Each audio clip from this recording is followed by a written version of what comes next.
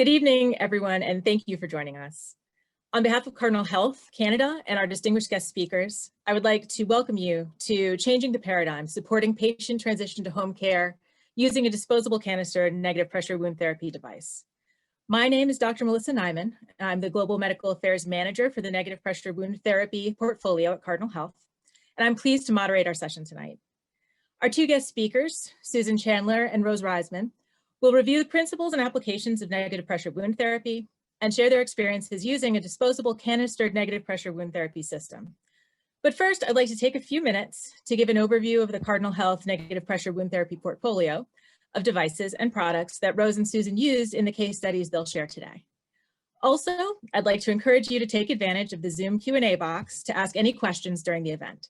We'll answer as many as we can at the end of the session. As a public health researcher, I'm excited about any innovations that make advanced wound care more accessible because these technologies have a profound impact on population health and individual well-being.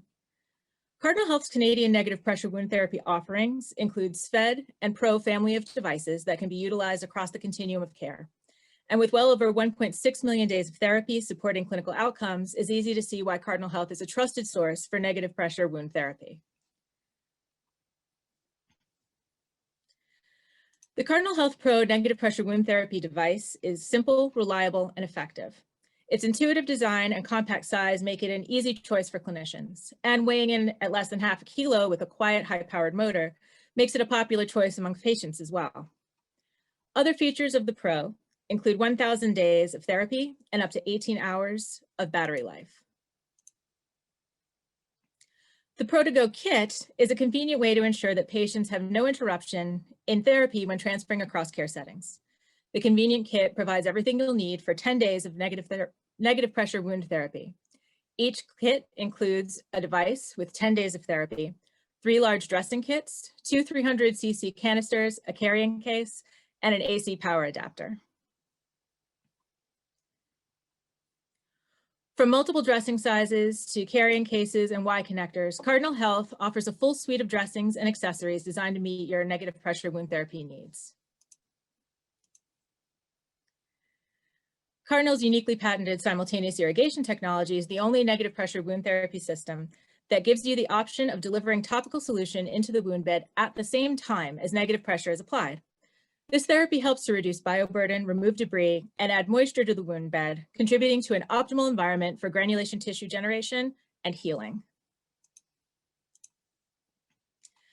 And now I'm pleased to introduce 2 Canadian wound care experts who have mastered the transition from acute to community care to deliver reliable outcomes in a complex healthcare environment. Susan Chandler currently works in the rehabilitation sector in Toronto as a clinical nurse specialist in wound prevention and care at Providence Healthcare, part of the Unity Health Network. Susan holds a master's degree in clinical science, wound healing from the University of Western Ontario, and is a nurse specialized in woundostomy and continence with woundostomy continence certification from the Canadian Nursing Association. Rose Reisman is a wound care nurse practitioner at Scarborough Health Network, a community hospital in Ontario, and is passionate about helping people maintain optimal health. Rose is a registered nurse extended class, primary healthcare nurse, practitioner, nurse specialized in woundostomy and continence care, woundostomy and continence Canada certified, and holds a master's of science in nursing. Susan, Rose, thank you both for joining us today. Hello, everyone. Thank you very much for joining us. So the agenda for tonight are the principles of negative pressure wound therapy, how to apply both the negative pressure wound therapy and bridging. We want to show you some case studies that both myself and Rose have sort of collected over the last few months using the Cardinal disposable canister negative pressure wound therapy.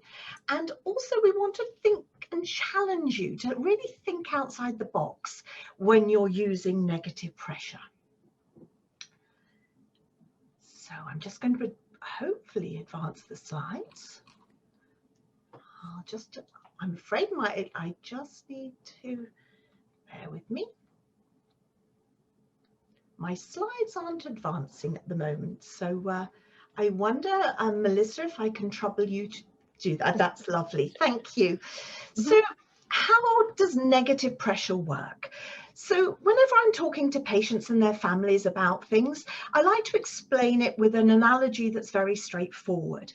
So think about negative pressure as the effect that using a straw to drink a liquid has. The exudate, which is the liquid in a glass, is pulled away from the bottom of the wound gently and steadily. But negative pressure is so much more than just removing exudate, because sometimes even with a canister negative pressure, we don't always have exudate present. This doesn't mean to say that the negative pressure isn't working. So the main mechanisms of negative pressure are macro deformation. This is also known as macrostrain, and this is the strain that's put on the edges of the wound to draw them together. Negative pressure uses another process called microdeformation or microstrain, and this stretches the cells to help the cell division and increases blood flow to the wound area, and this is a term known as angiogenesis. And all the while, simultaneously, this is drawing out excess fluids, providing an optimized environment where the closed system maintains temperature and moisture. Next slide, please. So the additional effects of negative pressure include the formation of new blood vessels, known as angiogenesis, and new nerves into the tissue, called neurogenesis. As said before, it removes excess fluid in the wound, which decreases the inflammatory changes that are happening in the cells and reduces local tissue swelling. This encourages cell growth and proliferation in the wound bed.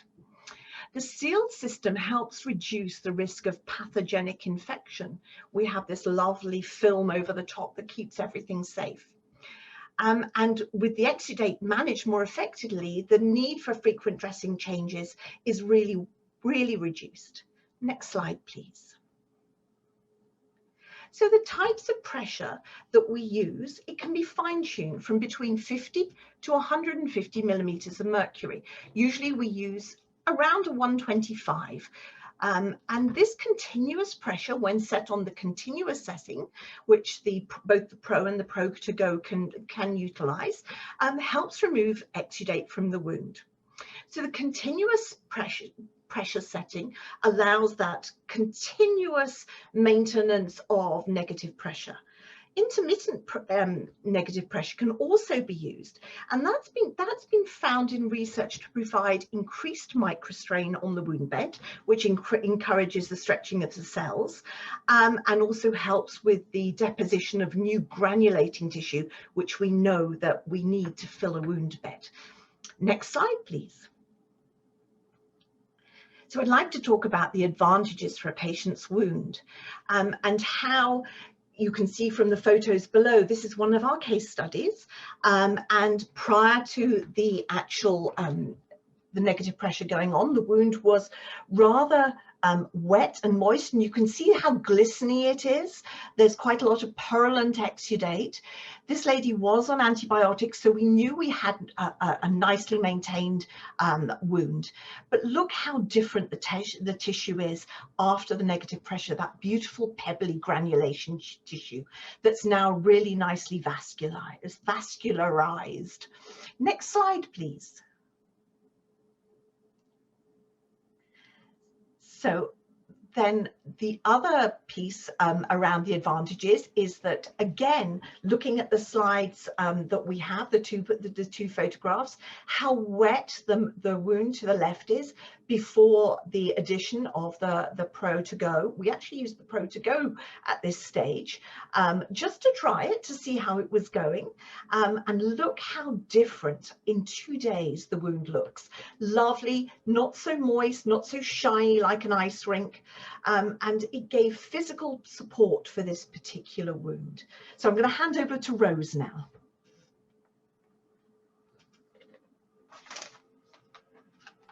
I guess unmute, very helpful when you speak. So when to consider negative pressure?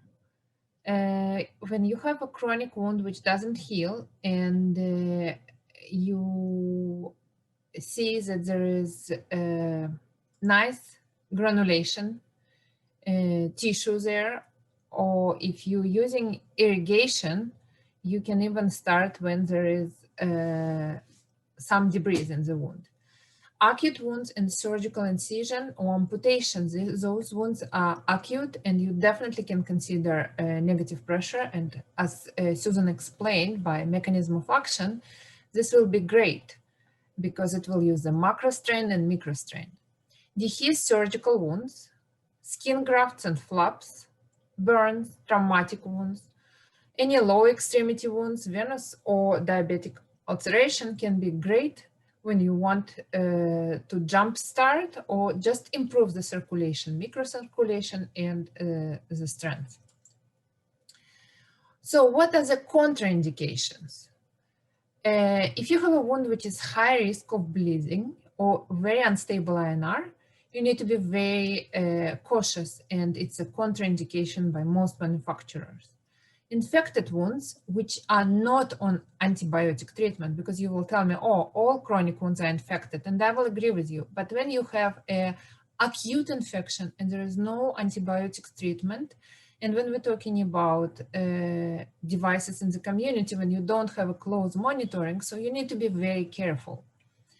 Untreated osteomyelitis, again, untreated osteomyelitis. So when you treating osteomyelitis on the IV antibiotics, it can take, depending on the infection disease person, between 6 weeks to 3 months. And you can use negative pressure during that time as long as there is treated osteomyelitis in the treatment. Malignant wounds. Malignant, as you have seen, negative pressure will proliferate growing of the cells. In the malignant wounds, we already have a trouble, right? They're proliferating without control. So you don't want to encourage malignancy by putting negative pressure. Saying this, you will see sometimes negative pressure is ordered on the patients with the cancer. And breast cancer, for example, when it's removed, negative pressure is ordered. So when we're talking about malignant wounds, we're talking the wounds which are proliferating, heavily bleeding, so it's an absolute contraindication. Unexplored fistulas. If you will use negative pressure on unexplored fistulas, you can, first of all, suck out materials which you don't want. You can dehydrate patient. It can create bleeding, or it can mature fistula. So fistula need to be very careful when you're using negative pressure. If there is a necrotic tissue or undebrided scar, there is no benefit of negative pressure unless you're using irrigation solution and you're trying to debride the wound using the negative pressure. Most of the time, this treatment is not available in the community.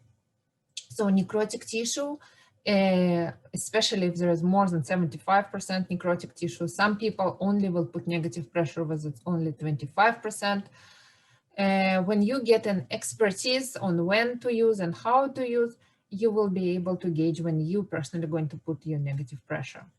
And wound with exposed organs or anastomosis. Again, in ICU, when some did the cardiac surgery or CABG, you may see negative pressure used, but in general, you definitely don't want to use negative pressure over exposed organs because you can damage them. So you need to be very cautious when you're using negative pressure with infected wounds. Like I stated before, wounds need to be treated under antibiotics and managed. You will not leave the negative pressure forever or like for 2, 3, 4 days unexplored. If you have an infected wound, you need to make sure that the patient is stable. Unstable chest wounds, exactly what I described in the previous slide. You need to be very cautious when you're using it. Wounds with no or limited granulation at the base. And this is a caution because you may be using negative pressure at the place where it's not going to help. So you need to make sure that your therapy is beneficiary and your nursing skill and assessment will be helping you to decide if it's appropriate use or not.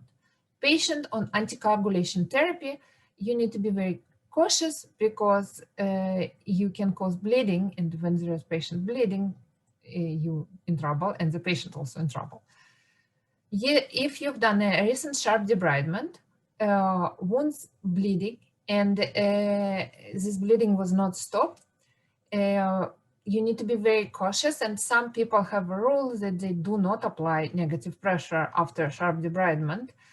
Again, I'm working in the hospital mostly, so I have a nurse who is looking after the patient 24/7. If you did a sharp debridement and sending patients somewhere in the community when there is no assessment available and nurses are not even available in 3-hour window, 6-hour windows, you need to be very cautious, and maybe waiting time is recommended. Now, if the patient is confused, or if there is a fall risk for the patient, or risk of the forgetting of the device or tripping over, so it's not a contraindication, but you need to be very cautious because you can cause damage by the extra device attached to the patient. Always protect tendons and do not expose to contact with the black foam. Always use skin drape when bridging, because you can see the picture in the circle. This is what happened, and actually the second picture as well. This is what's happened when you're putting a foam on unprotected skin. It can cause blistering, and what I usually explain to the patients, it can cause hickey, because this is a hickey effect. Contact dermatitis, adhesive transparent tape.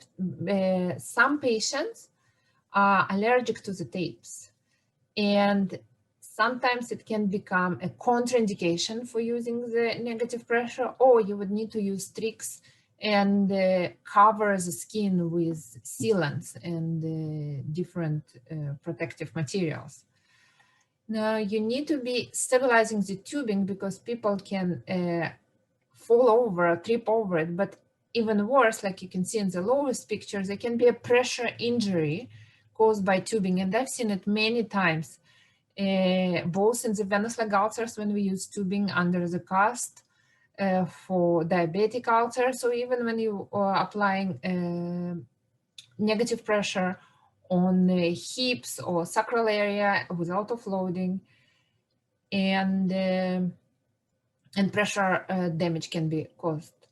Now, in addition, if you're applying negative pressure in unexplored areas, it can encourage the fistula maturing and tunneling between the organs. Thanks, Rose. So it's very important that you educate your patient and their family, regardless of whether they're in the hospital or in the community. This is the device that's going to heal their wound, so they need to know how to look after it. So pass that information on to them. Tell them how to charge the device. Very important. The battery life is quite phenomenal, but equally, you don't want them to find that the device suddenly lets them down. Turning the device on and off is an important piece as well, because they may have to turn it on and off whilst they're reinforcing the dressing or perhaps changing a canister. So those pieces are very important. And we all know our patients, they all fiddle. You get that, especially the gentlemen, that you give them an electronic device and they're off. So think about making sure that they know how to do all of these pieces. Talk about how to change a canister and actually get them to work through that. The Pro to Go is so simple, and the Pro is such a simple, it's a press button and the canister just pops out, and there's a lovely sort of really nice click to it when it goes in, because when they go home, they may find that that exudate is so much that they need to change that canister. So when talking about exudate, tell them what is it normal? What's normal for them? It might not be normal for what another patient, but if they've got a high exudating wound, what they should expect, how much, and when to seek help if the exudate changes. Show them how to reinforce. This is a really simple piece, a little bit of tape, just, going around the wound bed, just to find out where that leak is, if it does happen, especially when suction is lost, and it often happens in the community. And it's a very simple piece to solve, and most patients are really able to do this, or a family member. And so by that means you can actually reinforce it so that you won't lose the suction for very long, and then you'll avoid maceration of the wound bed as the device continues to remove the exudate. And obviously, as a precaution, what to do if frank bleeding occurs. I ask you to, thank you. So I'm going to go through a few little slides of how we apply the Pro to Go. And these are photographs that we've taken. So you'll see how quickly potentially it happens. So the first piece is to set up the machinery, and you can see in this slide where we're putting the canister in the machine really quickly. The second picture shows how the tubing just goes onto that little nozzle, and there in the third picture we have the completed device all ready to go. And then you can set your parameters, basically just dialing up or down depending on what you need. And there comes, with this machine, comes a beautiful color illustrated guide for both patient and clinician. So once you've actually ready to apply, you're going to apply, oh, I think we're back to front with our slides a little bit. So thank you. So the first piece is to drape your wound and drape the peri-wound. So that piece of lovely sort of film will go over, and it's shown here on the, it's actually shown on a 4-foot amputation. Always difficult to actually drape, but the film goes on really nicely. I tend to actually put the film on and then cut out the wound shape. I find it much easier. Thank you. Next slide. Maybe if we could put all the slides up, because they seem to be back to front for some reason. So you'll see that, oh, sorry, the first, just ignore the first picture, and then you'll see that the second picture with the wound bed, we've got the film already on, the cutout for the wound bed is all ready to go. We then apply our foam, we cut it, you can cut it with scissors or scalpel, whatever's easiest for you. And then you apply it to the wound bed. I always put a little tether tape on, just a little piece ready, because certainly in the community, you never have a second person to hold it on, and you can just flip that over. Even if it doesn't completely envelop the foam, it holds it in place quite nicely. And then you can see from that, you can then put the full film over the top and cover the whole of the wound bed. And then from there, you're going to cut out your I never get the money right in Canada. So you cut out a sufficient sized hole for for the negative pressure to work. I think it's around a loonie or a toonie. Forgive me if I'm wrong with the money.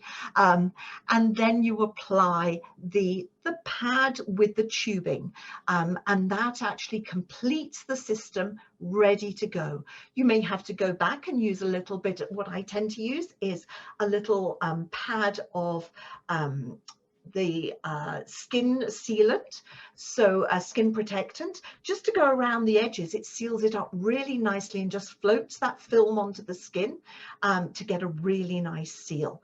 And then you're ready to go to turn on your appliance, and then you're off. So when you're applying the Pro negative pressure, always teach your staff that if the film is breached for more than 2 hours, you should change your dressing. The reason for this is that exudate tends to build up in the foam, and once the dressing has been sort of saturated a little bit, it's harder to reapply. You also really want to look at that wound bed just to see what's been happening if the seal has been lost. Don't ever stretch the film while applying. You'll find that your patients feel quite uncomfortable with it, and there's no need. Remember, if you're using continuous pressure, that film will actually go down nicely as the negative pressure is actually turned on, and will actually almost tighten. I always say that it will become more snug. And one of the tips I usually use, certainly the first time I ever apply negative pressure, is get the patient to put their hand on the foam, because they get so fascinated with the fact that this foam is quite soft and pliant, and then you say, now listen, you feel it now, and as you turn on, their hand actually descends with the foam, and they're not nervous, they just feel quite comfortable with it, but they're also equally fascinated because they can really not just see but feel how that negative pressure is working. Always monitor the drainage. If obviously, as Rose said, if frank bleeding occurs, stop immediately and discontinue the device and put on your backup dressing and reevaluate the wound. Remember that exudating in the tubing or the canister is expected, but a lot of the times nurses in our facility will go, oh, there isn't any drainage. That doesn't mean to say that the negative pressure isn't working. It's still dividing the cells, it's still stretching them, it's still giving support to that wound, giving a microclimate. So just because it's not pulling out exudate, it might be that the wound is optimized and there isn't that much exudate left. And again, ensure that adequate hole in the drape for connecting. Lovely. Next slide, please. So now I will tell you about bridging with pro-negative pressure wound therapy. So bridging will allow the tubing to be placed away from the wound, reducing the risk of pressure damage. You remember how I was saying that when we have a sacral pressure ulcer, you don't want to put a spout on that area, but you want to offload it. Or you can also use bridging to connect two wounds. So here we can see a sacral area, which we protected with the drape, which is very, very important. And then we're placing the foam on top of the drape. And then we're making a hole, not where is the sacrum, but we're making it the place where we're going to offload. And then basically you doing your spout and connection to the device. So since we have all the questions at the end, we will proceed right now with showing some case studies between me and Susan. So case study number one is a 77-year-old male, which has a past medical history of non-insulin dependent diabetic mellitus, which is currently on both insulin and the medication. The patient had hypothyroidism, he had cabbage in 1991, he had hypertension, chronic heart failure, and also peripheral vascular disease with right below knee amputation. Patient was admitted to the hospital on June 1st for the insertion of the fibrillator under the skin. However, it was infected and on July 14 was removed. So when it was removed, I was called to OR to apply negative pressure. You can see the wound is pretty extensive and there are tunneling and undermining. Actually, there is 15-centimeter pocket under this wound. And we found a negative pressure wound therapy is very effective for those wounds because we need very fast closure to reinsertion of defibrillator or the pacemaker. So the special cleansing solution was applied in the operation room, but those patients want to go home and want to go home fast, and especially now with the COVID time, we want to discharge patients as soon as possible to the community. And we needed something safe and effective. And negative pressure of Cardinal was very good because it was easy, light, and was easy to educate to the patient. I had it handy. We applied it. Patient was educated because in our community, it's not a device which we're using. So I've educated the patient just in case if nurses would not know how to apply. Patient came home, was put on the community standard negative pressure. So you can see a picture that on July 21st, he was put in the standard hospital negative pressure. Then while still in the hospital, we put him on the Cardinal negative pressure so he can be safely transferred home. And back in the community, he was transferred to the community standard negative pressure. And in spite of all this transformation, you can see a perfectly great closure diagram. So the wound was closed 100%, there was minimal scarring, and there was a great result. Patient was very happy and was commenting that out of all 3 devices he had, the negative pressure from Cardinal was the lightest one and the quietest one. The next case study I want to share, it's about female, 84 years old. She had dementia, she had hypertension, she has diabetes, and she was a very heavy smoker. She had a breast cancer with lumpectomy, and probably because of the smoking and other comorbidities, the wound was open and there was a seroma, and the patient needed to go on the chemotherapy as soon as possible. So I was called and asked if there is anything can be done. And we decided to put negative pressure, and we needed something which is mobile, which is easy to teach and available. And as you know, in long-term care, it's very hard to get negative pressure. So Cardinal device was very, very helpful, very easy to teach. Even though patient was resistant charging it initially because she thought it will not let her go smoke, she figured out pretty fast that the battery lasts so long that she can charge overnight and have the freedom all day around. The nurses in long-term care also were very resistant initially, right, for negative pressure because this is not their standard therapy. But after one education session, everyone found it's very easy. And to my surprise, even being a heavy smoker, patient was closed very fast, and chemotherapy was offered. And another case I would like to share, it's actually when we used the Cardinal device in the hospital. This is a 30 years old male. His name is Mike. He allowed us to share his name because he also provided testimony. He had a past medical history on compound fracture and was transferred to our hospital for infection of the fracture, which was not healing. He had history of cerebral palsy and insulin-dependent diabetes mellitus. So I was asked to do any miracles I can to save his leg because he had infected wound with bone involvement. He was expected to stay in the hospital for 3 to 6 months, which was very strange for me initially, and he was consulted for salvage. So I was told that he is very grumpy and non-compliant and very hard to deal and everything possible and impossible. And again, it was a COVID time, so patient was unable to move out of his room because he was connected to the wall suction for the negative pressure wound therapy. So giving him a portable, light, easy to operate device was actually almost life-saving for him. Patient became way more pleasant, easier to communicate. And he said light and easy to take around and easy to operate. And he says that actually his life perspective changed as soon as he seen that he can move around.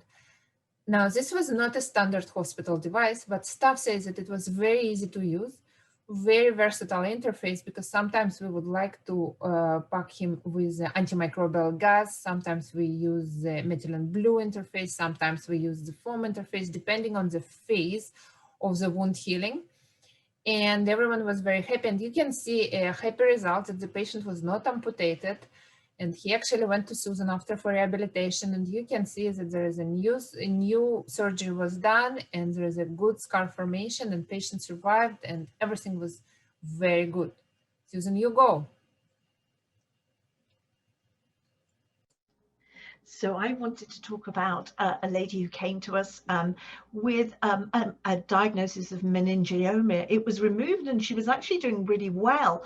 The challenge that she actually had was this awful pressure injury on her left bottom, her left buttock, and that was the thing that actually kept her in hospital for such a long time with us. So you can see we had to conservatively sharp to bride it until we sort of got to a stage where we could be comfortable starting negative pressure. With we were with the caveat that there was some osteomyelitis there. This wound did probe to bone. So once we had her on a good course of IV antibiotics, we could obviously then start negative pressure. And so you can see how quickly the wound actually turned around.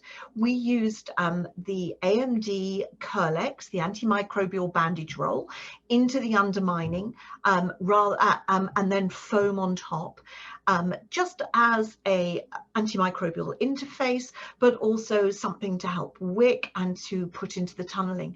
And you can see at week 3 the difference between the previous photograph. She actually went home without negative pressure. She was so chuffed with her wound that she decided that she really just wanted to have a sort of an ordinary dressing that her daughters could do during COVID and not have any nursing at all. And she went on to heal fully. Next slide, please. So then we have a case study of a 69-year-old lady with a gluteal abscess. And as you can see, she had some barriers to healing. Although it probed to bone, we were very sure that she had no osteomyelitis before we started negative pressure. The challenge was that she was fairly immobile and the wound didn't drain very well. So it was pushing out a fair bit of exudate, but you can see how tiny the little outlet is. So we actually used, again, an antimicrobial ribbon, the Curity AMD antimicrobial 1/2 inch, to pack into the undermining. And within 2 dressing changes, we'd actually reduced the undermining by 30% using the pro negative pressure. And it was lovely because she could just get up and go and move around and do all her rehab really easily. Next slide, please.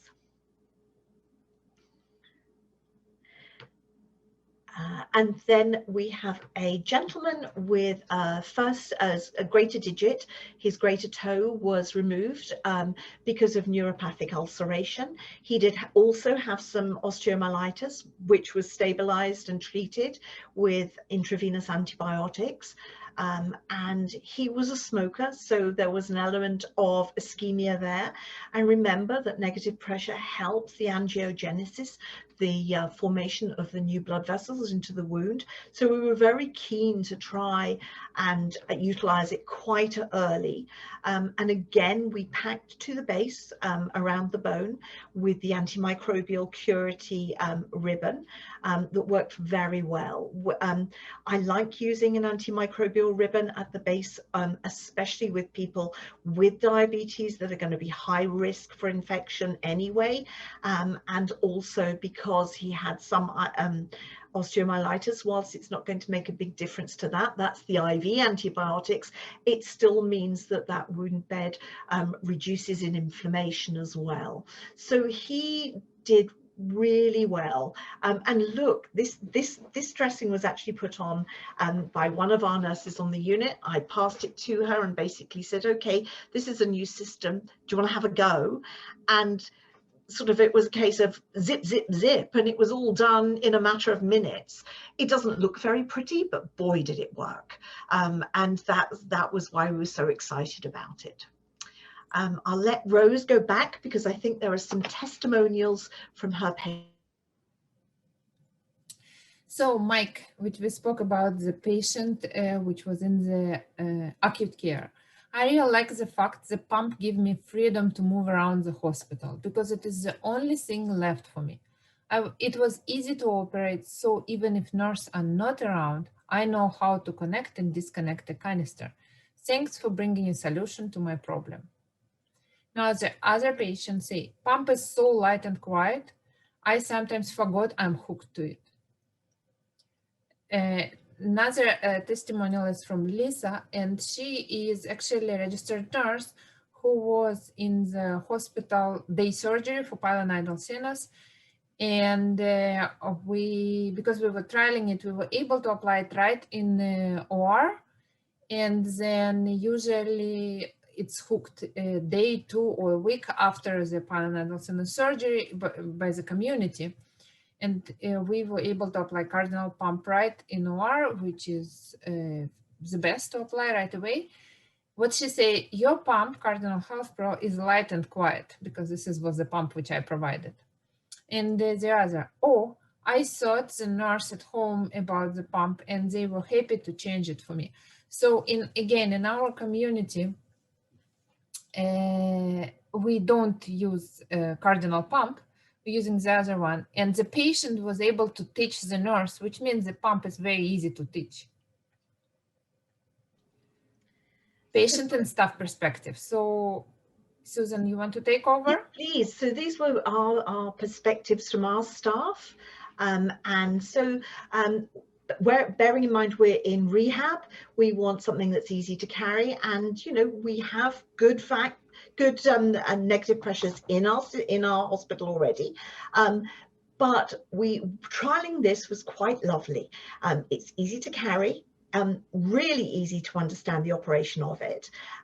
It's lightweight, and a lot of our patients felt it was very liberating because it was small, and you can see how small. And in fact, one of our patients actually had adapted a little file ring just so that she could whiz the tubing up and get on with her day and get down to the gym really quickly. From the staff perspective, they're very familiar with negative pressure.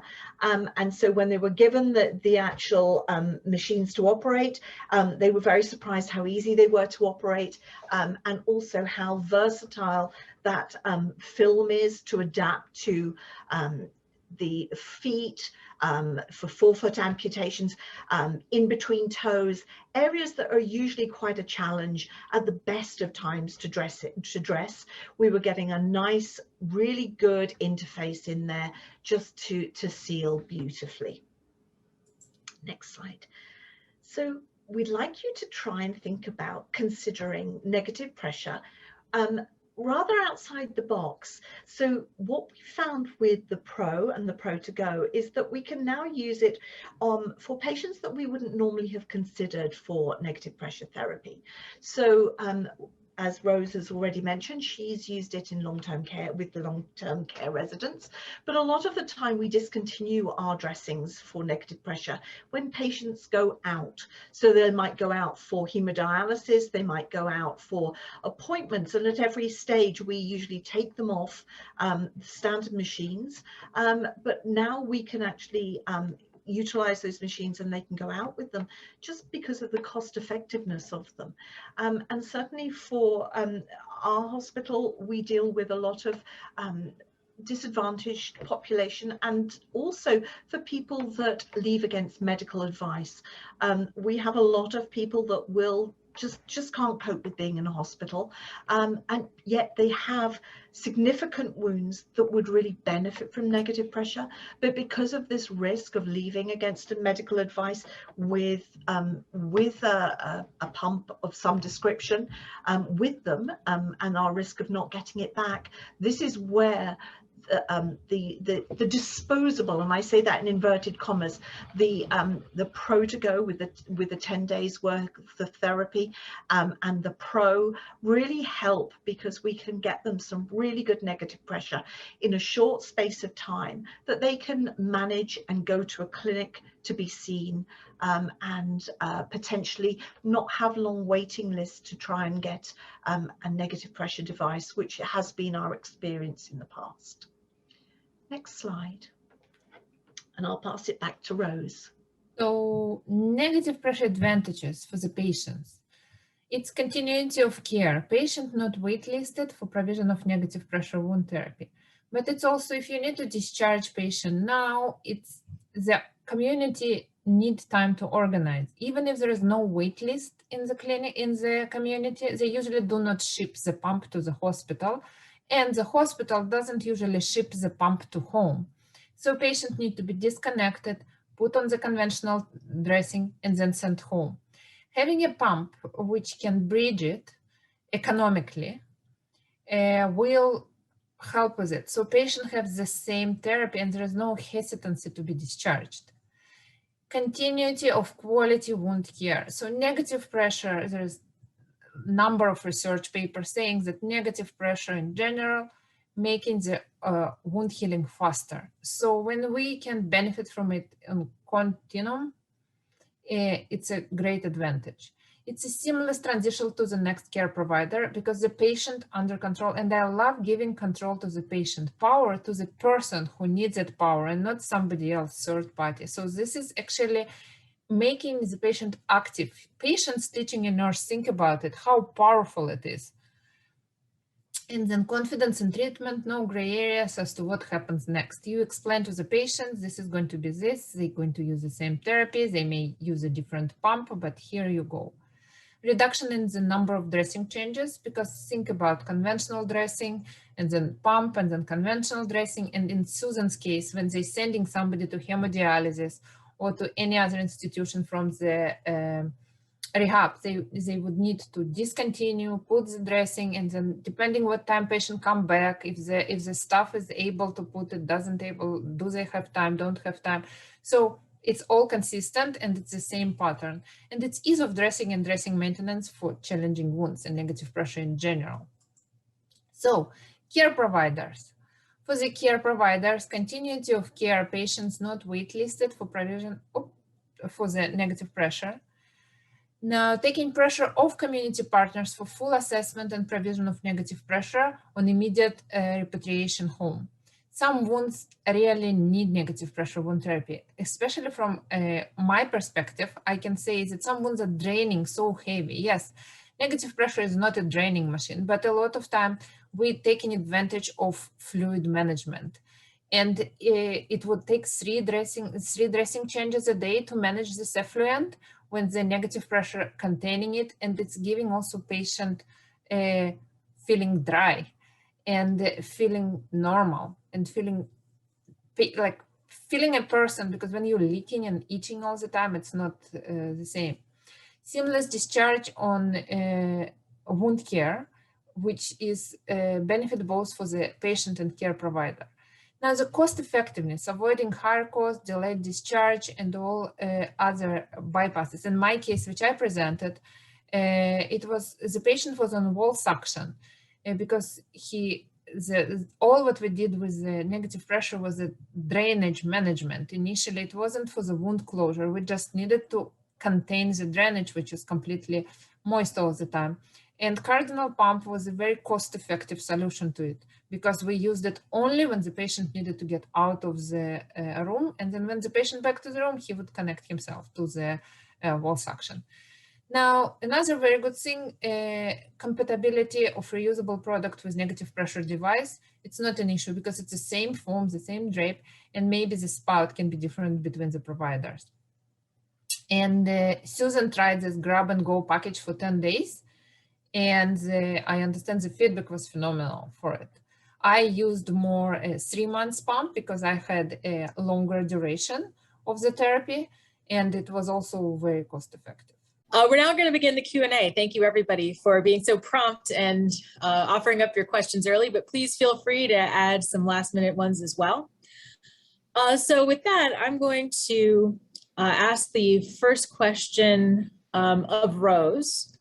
So you mentioned during the presentation that infected wounds are contraindicated for negative pressure wound therapy. But in the community, the participant says that they often stay prescribed in conjunction with people on IV antibiotics. So is it specifically heavy exudating wounds, or what are the parameters? Because there are clearly people with infections who receive negative pressure wound therapy. So could you expand on that? Absolutely. So untreated infection is contraindicated for negative pressure therapy. So if the patient is on IV, the infection is treated. And actually there are studies when you have a patient on negative pressure therapy, it means that you remove the infected exudates from the wound. It's not lingering on the wound bed. So it's actually amazing. On top of everything, which Susan explains the mechanism of action of the negative pressure, of the micro strain and macro strain, on top of it all, you're taking infection out. And it's so much so that in the hospital, I usually don't use, I shouldn't say, there are cases when there is an infected wound and they don't use antimicrobial interface. because I know patient on antibiotics and all infectious exudated will be taken out of the wound to the canister and thrown away. Would you agree with me, Susan? I think so. I do, certainly we do use them on treated infected wounds and treated wounds that we know have osteomyelitis.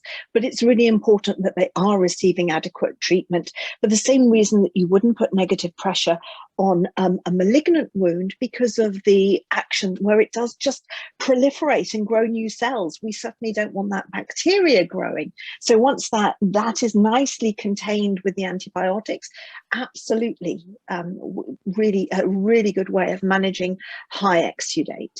And you know, you can see what's coming out in the canister really nicely. The tubing's clear, the canister's clear. You can monitor the exudate nicely. Thank you. So Susan, we have a couple of questions about Curlex and how you've used it. So can you talk about using it as undermining? How has that worked for you? And why doesn't it interfere with the negative pressure wound therapy? Okay, so we use Curlex because the actual foam that you use in negative pressure is actually very open weave, and it can break down when you cut it into very, very narrow strips. And the wounds that we actually demonstrated today on some of the case studies really were as small as your little finger. So if you tried to put your little finger in there, you wouldn't be able to. And so then you're cutting foam into very small pieces. So putting a nice wicking gauze, just as you would put in a wicking gauze into any wound without negative pressure, really helps to encourage the exudate out. But of course, you then have to make sure that it interfaces with the foam. So what we usually do is either cut a little hole in the foam through which we pull the Curlex ribbon, or we actually wind it round so that when we remove the foam, the whole piece comes out together and there's never the risk of the ribbon or the bandage roll remaining in the wound. But the nice thing is you're delivering an antimicrobial into a wound bed that potentially you can't see because of the narrowness of the wound, and we know that we're going to get the complete piece of ribbon out when we remove it. So that's why we use the Curlex and the Curity. But remember, when you're modifying negative pressure, you have to make sure that the prescriber of the negative pressure, your most responsible physician, is aware of what you're doing and that they're happy with that, and that you have the skills, knowledge, and judgment to do that. And remember, Anything the else, other Rose? thing, the beauty of the Cardinal device, you can use both gas interface and the foam interface, so you don't have restrictions. Remember that gas interface is less painful to remove from the wound bed, and it creates denser granulation tissue. So when you're afraid of infection, the other thing which I prescribe in the community gas interface, it's when I'm not sure in the skills and judgment of the nurses, or maybe the patient is too far away. And if the machine stop working, you know how we say within 2 hours, foam should be removed. If the 2 hours is a window which is not really working and I know the wound is infected, I will go with a gas interface, because the Curity MD gas can stay in the wound 24 hours without contraindication and need to be removed. Would you agree? We've also used quite a lot of different dressings as an interface to a wound bed, basically protecting structures, but obviously such as tendons, or so that we would use a Vaseline-based gauze, or maybe a betadine impregnated gauze, or even a silver if we wanted to get some antimicrobial again in it. But again, this is really in conjunction with your wound specialist and your most responsible physician. Great. So another question came in, just to change pace from the dressings options, which are clearly many. Let's talk about alarming. So is there an alarm for losing seals? And talk about alarm management in general, because sometimes when you have a really simple interface, it can also be very challenging to figure out what's going on and correct it. So what's your experience been with the Pro system? So we had an alarm system going on in the hospital. There is an alarm system which is very easy to manage, and it can show, and if there will be maybe somebody can show the picture of the device, but there are different alarms which you can understand what's going on. If the canister full, is it a battery? If it's life of the device finished, so the nurse can distinguish what exactly is alarming. And then if it's a leaking dressing, you're patching the dressing. If there is no seal, you're dealing with no seal. If there is a battery, then you're going to charge the battery. And if it's the end of the life of the device, then you're going to use the device. And I can tell you that I had experience with Cardinal unit with a person who came from abroad during COVID time, and caregivers were unable to afford medical people to come. And since Cardinal device was very affordable, this is what they purchased on Amazon or whatever way they purchased it. And they were able to manage all the alarms and all the dressing changes.